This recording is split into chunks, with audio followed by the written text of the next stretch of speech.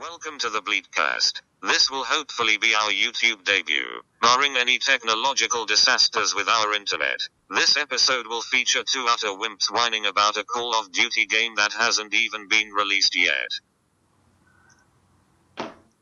So far I away. completely agree. Wow. Disagree with the wimps bit, but other than that, yeah, why not? So welcome to this new episode of BleatCast, and this will hopefully be us going on from SoundCloud to YouTube.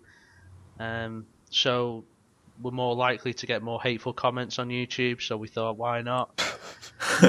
So Let's just go for it. we'll get right in there because we do have quite a lot to discuss. So would you like to start with Call of Duty? Should we get that out of the way first so I can play? I can actually play on Battleborn while you two are talking about it. Because, Yeah, go on then. I yeah, think that's it's great. important to get it out of the way. Okay, cool. So yeah, James? Okay. I'll happily go. I mean, what the hell are they doing? Seriously. Like, how many times do we have to tell them we don't want this? And then they're like, good news, you know you didn't want it to go 100 years further into the future?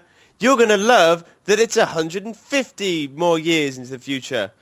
Don't hold me to that. I don't know the exact number of years, but I'm just sick of seeing games. And I also saw a statement they made that was our trailer on YouTube has had the most hits and likes ever. When we first released the Black Ops 2 trailer, it was the video that had the most ever dislikes, but we've managed to pull past that. So they're measuring how people like their games by YouTube dislikes. Have you seen the video though, Scott? Have you seen the I've like seen to the dislike video. ratio? I've not seen the like to dislike ratio. Is it poor? The dislikes are heavily in the lead. Oh, really? Yeah. Oh, yeah. wow. Oh, okay. I didn't know that. I assumed it was the standard. There's No. like 1,000 on one side and the other No. one. Okay, I feel It's good like now. it's been mass disliked. Or maybe it's just people don't like the game, James. Yeah. No, that's obviously. You know, it's not like a small voice now saying we don't want future stuff anymore. You know, it's not like one Facebook group that's picked up. It's fairly wide across the world. And obviously, Yeah. like, I know yourself, you still enjoy COD no matter where it's set, and you enjoy the spectacle. And then you've also got the audiences that are just getting into COD, so they've not played the old games that we all love and want to go back to.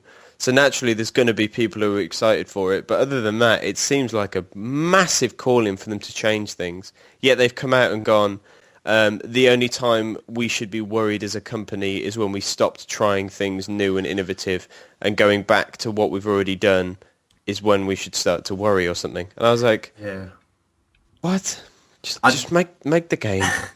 I know why they've done it because if they go into the future, they get more creative freedom, like with the story and the weapons and Yeah, stuff. definitely, yeah. So they don't have to use like the M16 and all the guns that we're familiar with. They're not.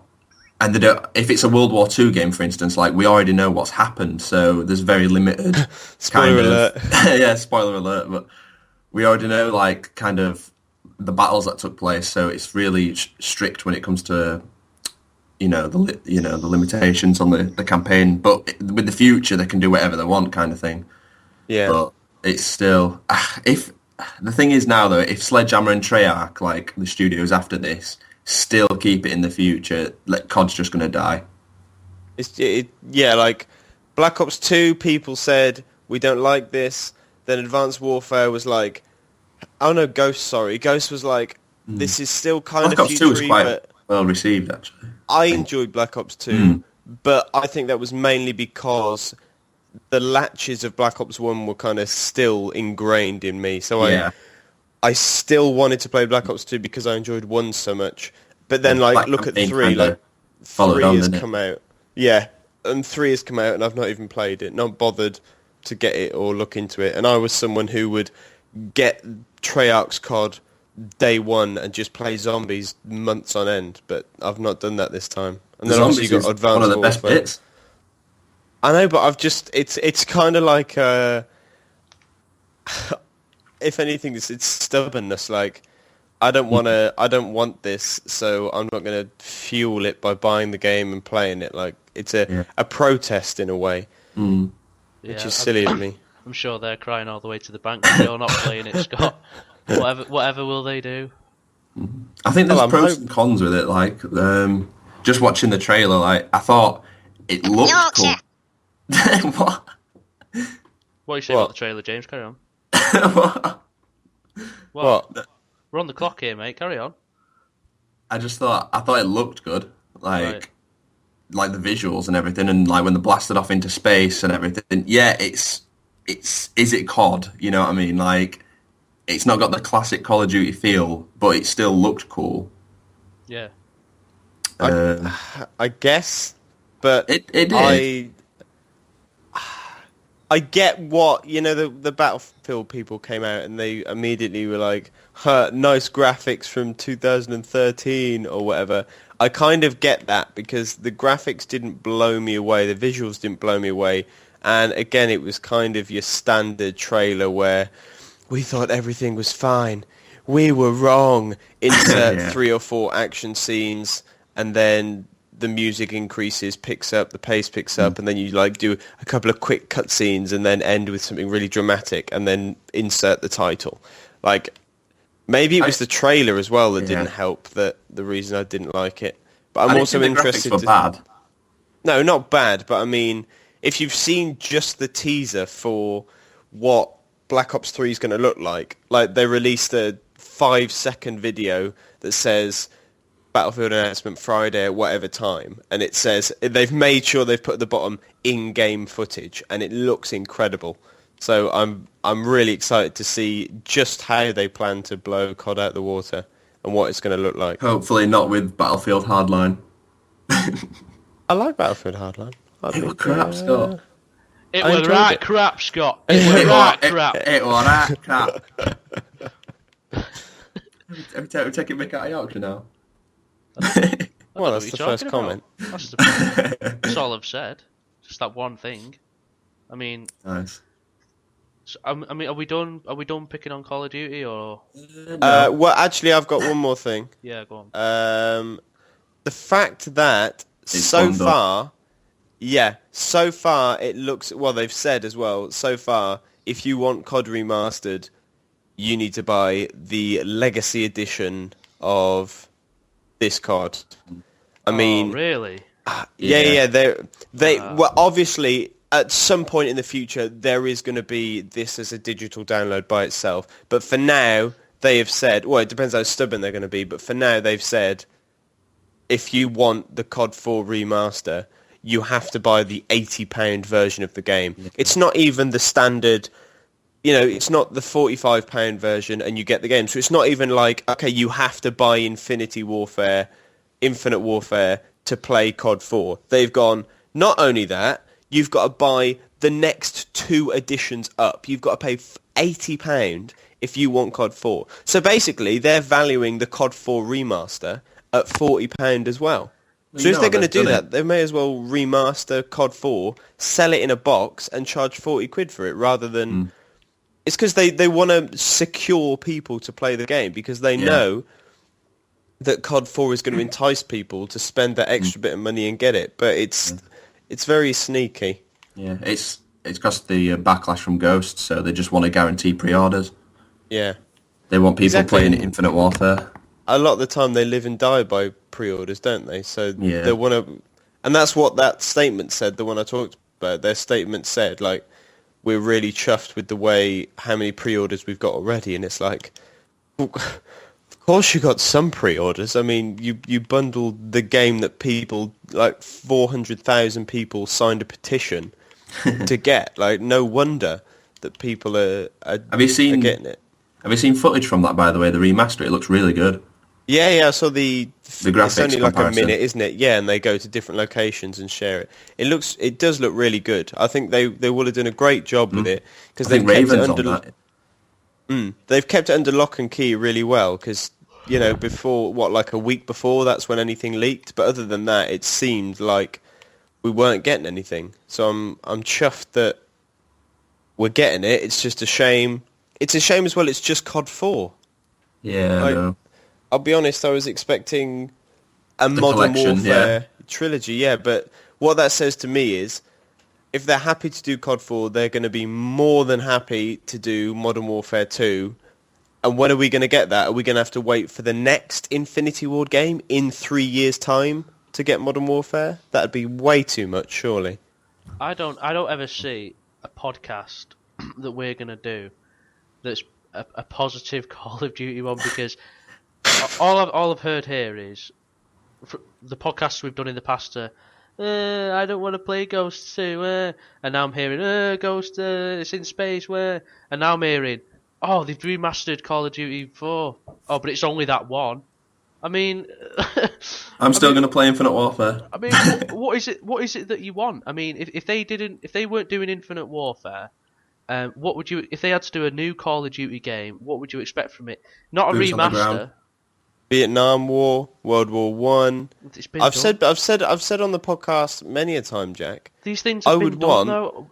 There's so many Vietnam War games. I don't care if the mass market don't want this. If Activision and Treyarch or Infinity Ward, whoever, want my money, they need to sell me what I want. I'm not going to buy. Care what you think. That's the real issue here. Well, Yeah, well, that's why they're going to begin to go downhill. Like James said, if the next because Scott doesn't like the games. No, if you've had it, lads. You've bloody had it. Right, downhill you go. If the next Sledgehammer game is Advanced Warfare 2, like James said, no, it can't. they're be. in real trouble. Yeah. Like, they wouldn't be that stupid for like Black Ops 2 was when people started saying, okay, this is futuristic, we're not sure we like it. And then we got Ghost 2 and everyone was like, we didn't like that game. Then Black Ops 3, everyone was like, we liked it, but future stuff. And Advanced Warfare, we liked it, but future stuff again. And now they're getting another future game. And the Advanced Warfare technically doesn't fit into the COD timeline because, you know, I think there's a way in which everything can technically fit together, but Advanced Warfare using exosuits is completely a different timeline. Like, Yeah. Black Ops 3 purposefully closed the loop, like, to skip out exos. So, realistically, Advanced Warfare could be Advanced Warfare... No, Sledgehammer could make Advanced Warfare 2 in its own timeline and just go, yeah, everyone loved exos. No, You're going to love exos 2.0. I think Imagine. exos are the most universally hated thing in the community right now. Nobody wants to see exos ever come back. Imagine if they did it again. No, Imagine. please no. I think it'd be funny. I mean, from my point of view. But I mean, the thing is as well, you make a Call of Duty Vietnam War game, people are going to complain. You make a World War One, people are going to complain. I mean, you saw when Battlefield was rumoured to be the Battlefield 5 was rumoured to be World War One. It was just getting absolutely panned on social media. So, I mean, Well, there's no winning for Call of Duty for some people, but Well, for me, I don't mind the setting as much as long as they get the gameplay down. So, like, boots on the ground, you're not flying about on exos. It needs to be boots on the ground. And then, obviously, your classic... yeah, I agree. Your classic Call of Duty feel. Yeah, But my favourite is kind of the modern setting and the World War settings. They were the best games for me. So you more or less just enjoy the gameplay. You enjoy COD as a whole. Yeah, I've always enjoyed it. Yeah. I that's guess like such an honest opinion. He's just saying, "Well, I just enjoy the games." Whereas you've got people like Scott, who's just like, who hasn't even played the latest Call of Duty game, and he's just like, I have. "You haven't played Black Ops 3? You said yourself you haven't played it." I played it at a friend's. Oh, for he's like played 10 it at a minutes. friend's house now for 10 minutes. Scott Zeal's 10-minute review. Scott Zeal. Black Ops 3, Don't like 1 out it. of 10. Future. Just leave it at It's that. in future. He's just 1 out of 10. rocking in the corner like future, like Squidward. Future. Okay, so let's leave Call of Duty alone for now, and we'll take a look at the reviews on the site. So let's have a look. So yeah, it's gonna be quite James-esque for the next 10 minutes or so. Tell us about the reviews for Ratchet and Clank and Transformers Devastation. Yeah, well, Ratchet and Clank got a 9 out of 10, which is pretty good. I've played a little bit of the game. I'm not too far into it, but I've played, and it's really fun. It's just like a throwback, really. They've tried to tie it in with the film as well, which I've not seen. But yeah, it's as soon as you play, it's just nostalgia, and the colours that they've used the game looks amazing. It kind of feels like you're playing the film kind of thing because the graphics are so good. But yeah, no, it's great, and all the original characters are back. You've obviously got Ratchet and Clank, and then are they in it? yeah, and they're voiced by the same guys. And then you've got like characters like in it. Captain Quark. All right, Scott. All right. Ratchet and Clank are in it. Yeah, go on, James. Captain Quark and Big Al. All your favourites. Shut up. Ratchet and Clank are in it. Oh, thank God for that. Of course, yeah. Thanks for telling us that. I hadn't looked at the front of the box. Really, really good platformer. Like, if you're interested in stuff like that. Yeah. No, I had heard it was really good. I played a few ones when I was younger and used to love the Ratchet and Clank games. So, Yeah. well, I can't play this one because I don't have a PlayStation. But if only I would play it, I think I'd probably enjoy it too. Well, So you I'll know what agree characters with are in you. it, that's for sure. Yeah, is Clank coming back? Is he in it? Yeah, I think he is. It's DLC Oh, okay. though. It's just Ratchet. Oh, it's Ratchet for the full game. It might be DLC. Yeah. No, there's playable sections of with Clank. It's pretty cool. Right. Cool. And tell Yeah. us, you've done a rewind review on Transformers Transformers. Station. Yeah, that's it. Yeah. No, that was a lot of fun to play as well. It's kind of your classic Platinum game at this point, like, because if you've played Metal Gear Rise and Revengeance or Yeah. Bayonetta, Bayonetta, that's it, yeah. Yeah, you're gonna know exactly what you're getting. Really, it's just high action, non-stop combos, like, and then you've got the heavy guitar soundtrack, which is pretty epic.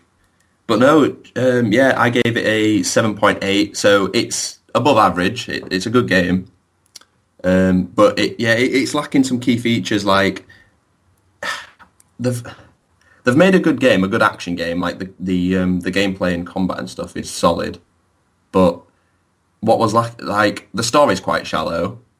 But like say that doesn't matter because like it's Megatron taking over the world again. So you know Really? you kind of expect that with Transformers anyway. So like it's like a Saturday morning cartoon in that sense. But some things like I think could have been improved. Like you can only play as 5 characters, and they're Autobots. So you've got Optimus Prime, Bumblebee, Wheeljack, Sideswipe, and Grimlock. If you're familiar with the Transformers, Yeah, the Dinobot, the G1 Transformers anyway. And they're really fun to play with and everything. But I thought if there was like a Decepticon campaign, or you could play as like Megatron and the Decepticons, stuff like that, I think that would have added more to it, especially since it's quite short as well. So they could have definitely put in, some more characters or like a different story or something. But they might do that with DLC, I don't know. Well, they might do. Yeah. Well, speaking of Platinum games, you're saying that it's very much a typical Platinum It is. game. The end of the month, we've got the new Teenage Mutant Ninja Turtles game coming out, and looking at towards that, it's got that same kind of art style. I don't know if you've seen any of it that you would expect from a Platinum game. Like the shaded style kind of thing. Yeah, that's right. And all 4 turtles are in it, James. Don't worry. Right. But yeah, that's the kind of thing they're going for. But they've made it into sort of like an open world, and you can do like free running, that kind of thing. But one feature that isn't present, which is a topic we're going to move on to now, is that there's no local co-op in the game. Yeah, that's a problem with Transformers as well. I think that Transformers could have benefited from that. Yeah, definitely. Well, the thing is, so you're looking at like local co-op and split screen and that kind of thing, and it is something that's sort of fading out now in quite a lot of games. So is it something that you? Personally, it's not something that I miss because, I mean, it's great for games like if you sat with someone playing like FIFA or a fighting game, but something about playing a shooting game for a split screen doesn't really do it for me. I mean, I don't know what you two think, but I mean, for example, when Halo 5 Guardians was announced, there was quite a lot of belly aching about having no local no co-op and no split screen, and it was kind of like, well, the people I play Halo with are all online anyway, and the people that were complaining about it don't even play Halo anyway. So it was one of those situations. But I mean, what do you two think? Do you think it's something that you'll miss if it does go, or? Yeah. I mean, I grew up with it, so it's kind of, you don't want it to ever go, but it is. They are kind of fading it out, especially with shooting games, because I mean, I can never see myself playing Call of Duty, for instance, split screen anymore. Like you just play online, wouldn't you? You just play online with your friends. But I think for games like Tekken, Worms, FIFA, stuff like that, then there has to be the local multiplayer, because that's what the games are built on. So, but yeah, I mean, it's kind of a social thing as well, isn't it? Like get your mates round on the sofa and get a FIFA tourney going.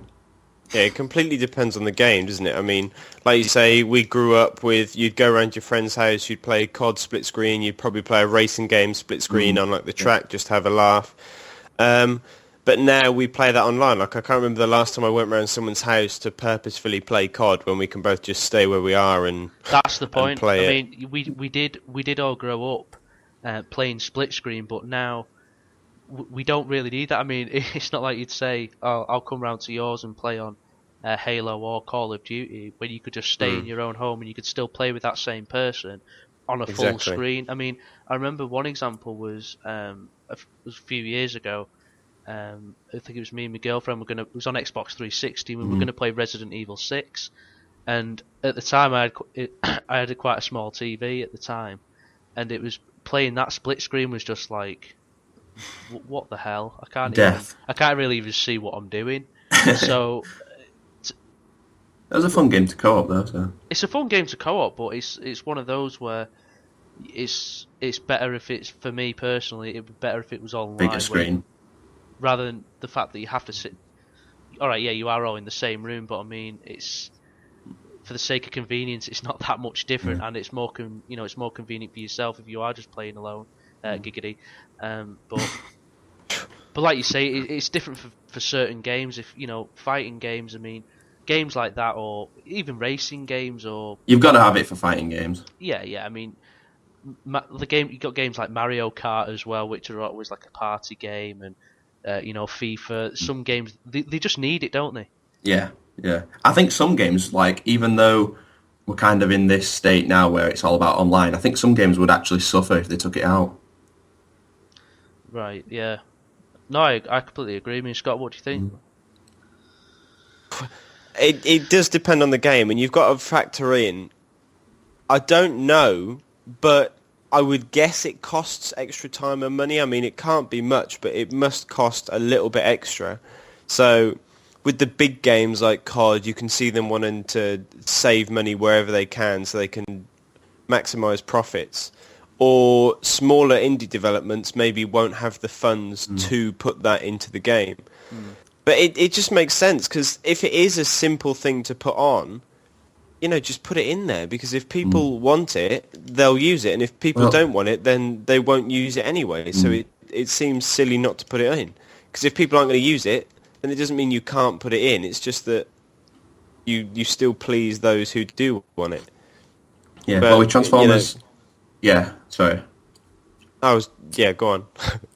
Well, with the Transformers game, all you've got is kind of campaign. That's it. So if they would have added that co-op sense, or even like PvP, so like Autobots, Decepticons, kind of an online thing, Yeah. If they'd have added that, then it'd have padded the game out really well and probably, bumped the score up a bit. But there's just the campaign. The campaign's really fun, but that's it. That's all you've got. It's a short campaign.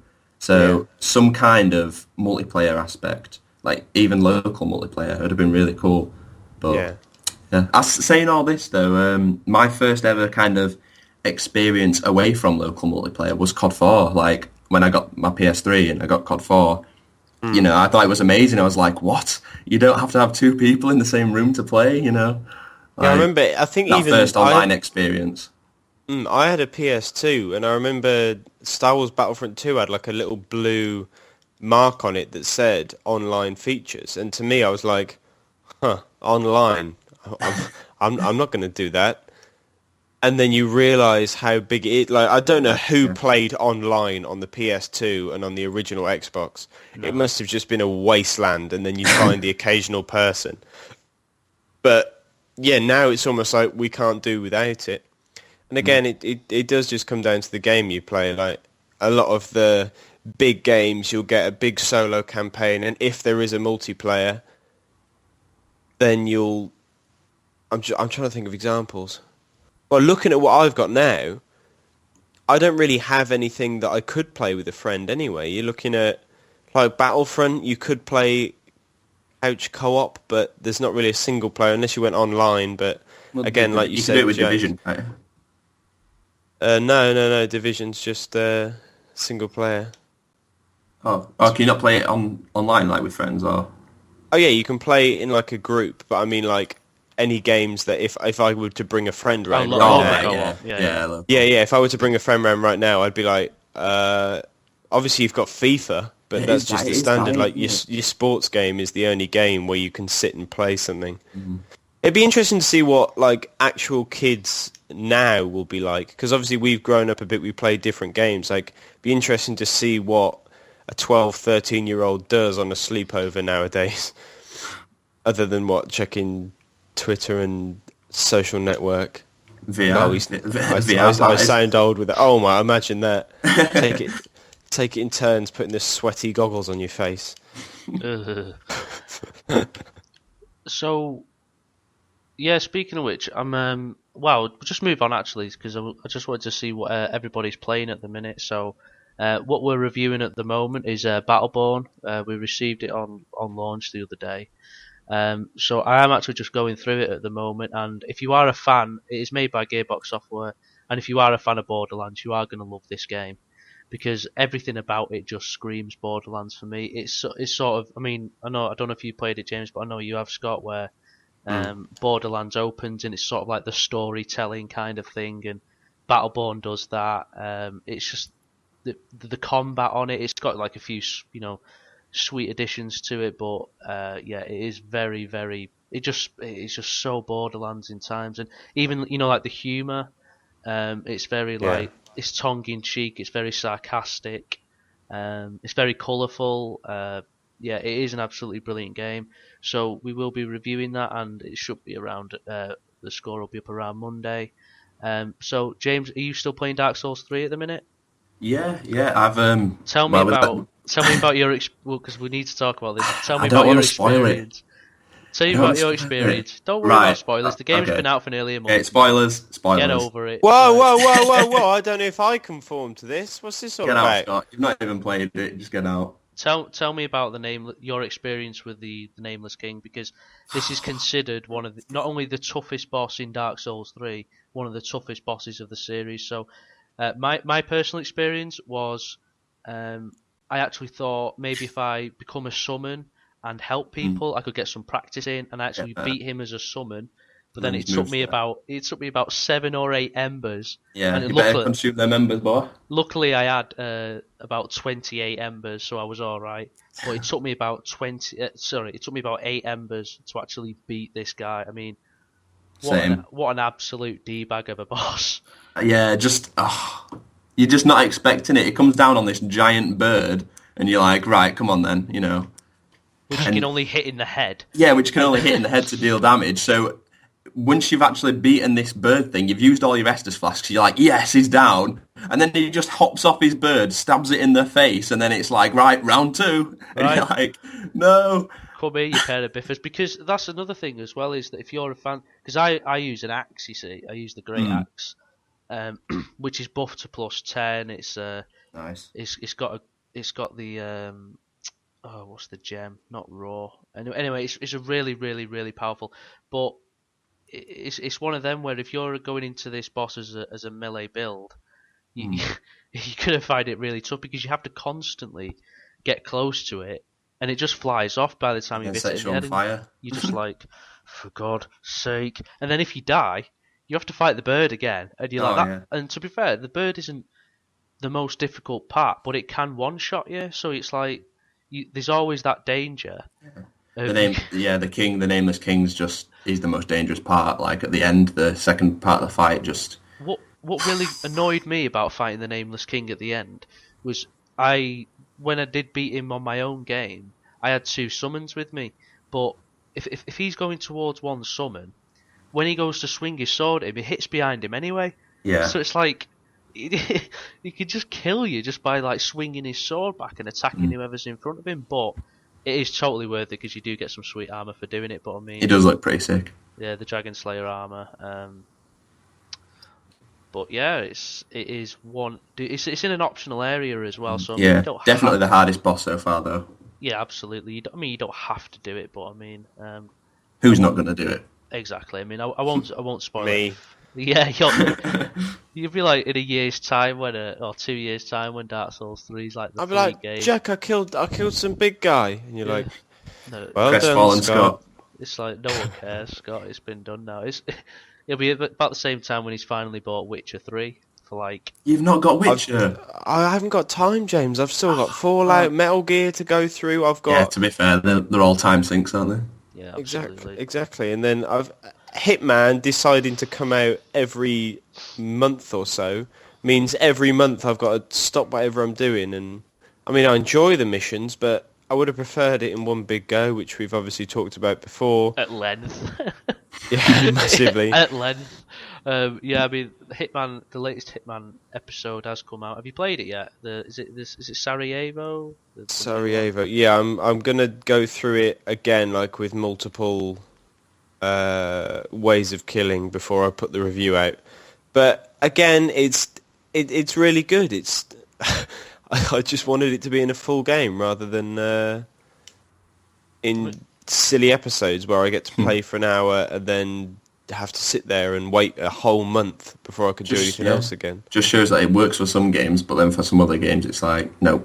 It really doesn't work. If it was a Telltale game, I'd be all over it because exactly. It's kind of like a TV. That's what TV shows are in episodes to grip you until the following one. Like Hitman isn't something where there's a cliffhanger. I've not killed a guy in just Hitman. Cuts off.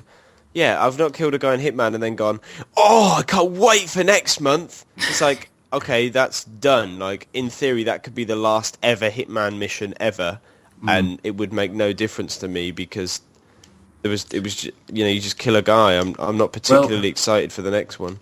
Do you think they're still developing it, or do you think it's fully released, they're just like holding it ransom? See, it's interesting because originally it was supposed to come out in December last year, and they said... Then that's when they said, we're going to do it episodic. And then they said, oh, we're going to move it back to... Oh, was it March? We're going to move it back to March so that there's more content at release. And then just before the release, they went, no, we're going to go back to the original plan of episodes. So I really don't know... I would suggest they've maybe not got it done because they've backtracked on having more content released several times to then say episodic. So I think it must just be they don't have enough stuff ready for you. But even then, the trailer for the original game has got missions in it that we've still not played. So they've obviously planned it out, had stuff ready. Yeah. I think it was last E3 it was dropped. Yeah, it's just... They push it back and then they, Yeah, exactly. They push it back and you're like, okay, I've got to wait extra time, but that's because I get more when it comes out, and then they kind of screw you over and you don't get that anyway. Speaking of speaking of E3, I don't know if I read this correctly the other day, but did I read that Cuphead was shown at E3 2014? 15. It was 15. I think it was 15. I definitely saw it at 15, but I thought I saw something on the internet. It said E3 2014, Cuphead something. I thought it must be wrong, but Cuphead will never release. All the same, where the hell is Cuphead? I mean, that game looks so good, but it's gone dark. They've sort of surfaced recently, haven't they? And they've said, at PAX East or something, there was more gameplay, and they said the last year they've been gone because they were making. It was originally 8 to 10 bosses was literally the game, so everyone was excited to get it, and then they said, yeah, it's coming out 2016. We're not going to name a time, and then obviously it was at PAX East the other month. Well, the other week actually. And they showed off a few more bosses, and they said, while we've been away, we've made side-scrolling missions, like the standard missions to go in between the boss fights. So it seems like they're lengthening the game, they're broadening what the game's got in it. Because I'd personally be disappointed if we wait all that time and it is just 8 to 10 bosses, because the bosses they're very difficult, but you could probably do a boss in like 10 minutes. So you're looking at, you could probably do the whole game in an hour. But it's good they've added these missions as well to lengthen the time between the bosses. But yeah, I just want the game. I would have thought we'd get a release date at E3. Xbox will probably say it's been a full year since we showed this off. Can we finally say a date? The game looks like it's. It looks like it can give you a headache though, doesn't it, with the graphics? I love the idea of those graphics. The sort of the 1930s cartoon. And even the fact when they originally said the release date, it was like coming 1936, and then everyone was like, what? And then underneath they put plus 80 years. So like they even embraced that into the release date. But it seems like it's got a lot of humour. I love the style of cartoon. It's cartoons I used to watch when I was younger, when I was in the 30s. I was going to say, how old are you? No, do you know I used to watch like the classic Tom and Jerry and like joking. Mickey Mouse? Well, it's like the Mickey Mouse, it's like the original Disney sort of cartoons, isn't it? Yeah, exactly. They were almost terrifying though. Yeah. I love, and they've announced Nothing. The bosses are having unique. What am I on about unique? The bosses are having multiple stages as well. They showed off this one where you're in little planes and you're fighting this big lady moon thing that flies about. Yeah, and she has multiple stages to it. So it seems like while they've been away, they've put so much extra work into it. But yeah, we just want it. Well, while we're talking about reviews, anyone from Sony or Naughty Dog want to get in touch for a Uncharted copy? There's no rush for. For all of those Naughty Dog people that are listening right now. For all those Naughty Dog employees, please get in touch with James. Please. If Naughty Dog are listening, if you could make a Crash Bandicoot game exclusive to Xbox One.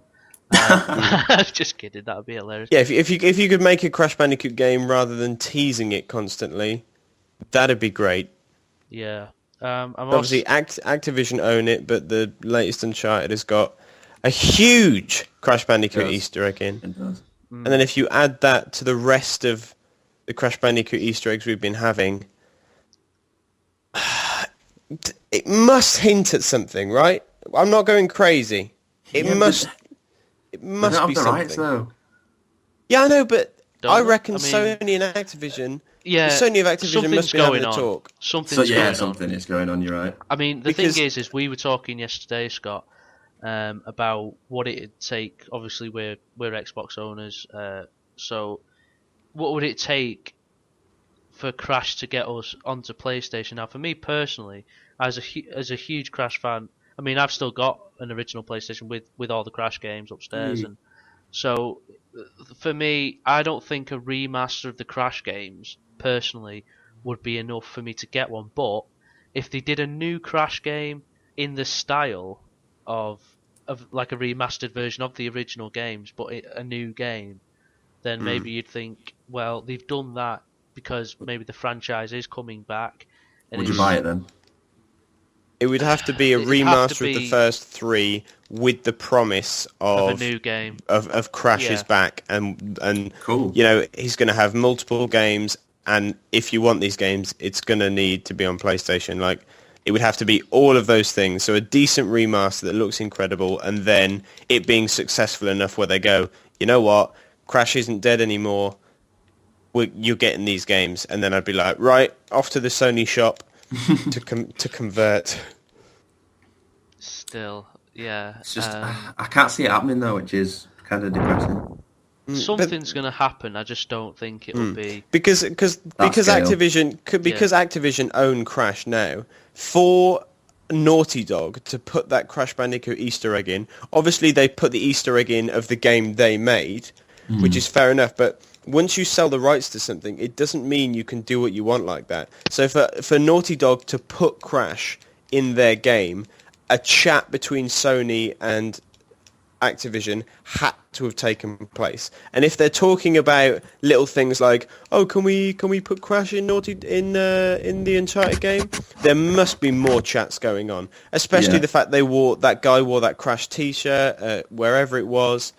You know, they rehearse their routines for conferences days in advance. You know, they run through the hour show over and over and over again to make sure nobody cocks it up because the whole world is watching. So the one thing is that it's rehearsed down to a T. So there is no way they would accidentally go, oh no, look, he left his Crash Bandicoot T-shirt on. Oh, people are going to freak out. It was absolutely planned. There's a conspiracy. Something's going on. It's a CON-spiracy. So yeah, well, we'll see. I mean, E3's not too far away. I'm pretty sure that we're going to hear something then.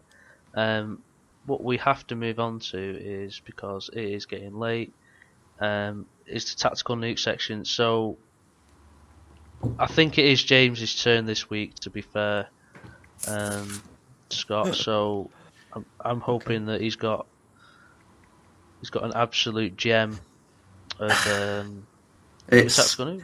It's an old one, but I can bring it out. Well, have you said it before? I think we've talked about it, but I've not said it on a tactical nuke. Right, okay, well, you're safe. Here we go. Tactical nuke incoming!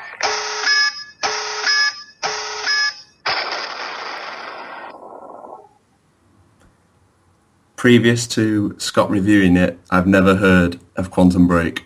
Tactical nuke incoming!